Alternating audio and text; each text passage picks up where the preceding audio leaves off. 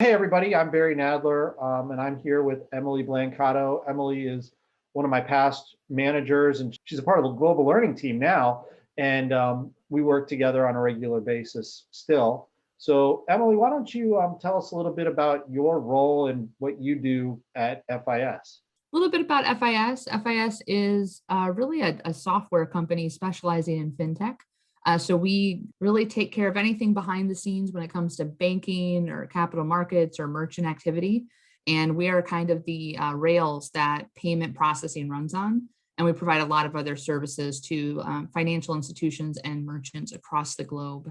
My particular role is to focus on how do we educate our internal staff on product education with how fast the market moves and the changes in tech and some of the, I guess, renovating we're having to do on some of our own products to keep them more relevant and user friendly to what people are expecting. My role is to kind of figure out how do we design a framework and get all of our teams to work together to keep our training current when it comes to those product rollouts.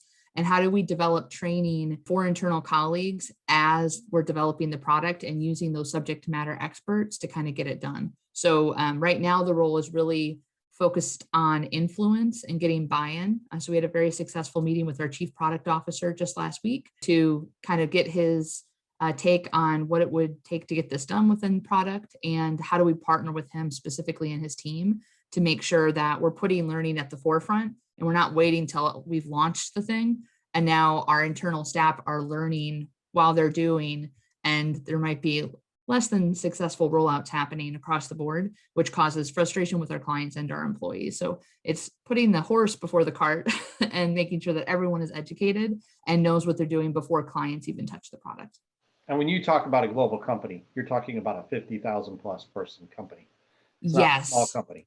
correct. So there's a lot of different time zones. I find myself waking up very early since we moved to the global team, which is fun to get to know people, but it does require a lot more caffeine. Yeah. And about how many products do you think FIS offers? Oh, that I is think a we're good up to like question. 50. I think we've probably passed right now. I would think we probably have 250 plus. I Really? know, 250 plus. yeah, because just in banking, when you get into all of the nuanced products within payments, within just if you look at the credit card portfolio that we have, we've got close to 75 different ancillary products that might tie into credit, and we've got that stuff that goes across the marketplace. So Mm. I do hope that eventually we scale that back a bit to help with creating the training content, but we do have So quite a bit.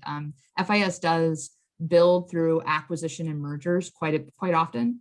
So that adds to the complexity and the number of products that we have, because a lot of times we're looking at another company in the same space we're in and figuring out, could they partner with us, and could we build a better FIS with them as a part of our team? So the reason I even went there is the size and scale of that is just massive. We're Yes. talking about having to train internal teams 250 products. Hmm. And not everybody's learning 250 products, but Correct. different groups of people have to know all these different products. And it's on us to kind of make sure that they can do their job using those products.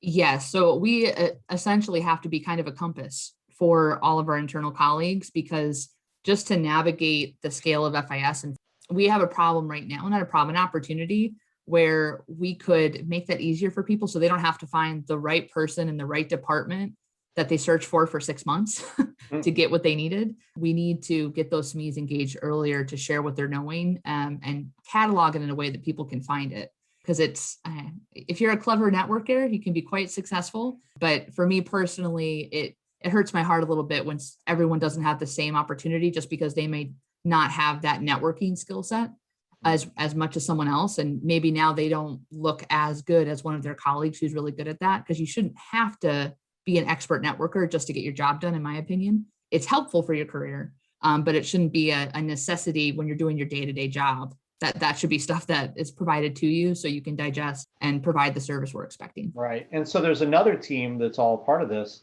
that trains clients. Mhm. It's totally independent of what we're talking about.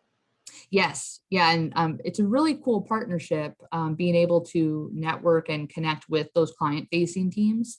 because they do provide a good overview, that user end product experience. And we're essentially kind of doing that gap fill because obviously there's always stuff behind the curtain whenever you launch a product. There's things that maybe don't go as expected, or things that we just can't provide to a client because there's multiple clients on the same platform, and maybe we don't have the security built up to allow a client to go behind the curtain and flip a switch themselves. So that's the focal point, is partnering the client facing stuff with what our internal colleagues actually need to know specific to their job function. So not trying to have everybody boil the ocean and know everything about a product. Learn what you need to know first, and then you can expand your knowledge after you get that practice.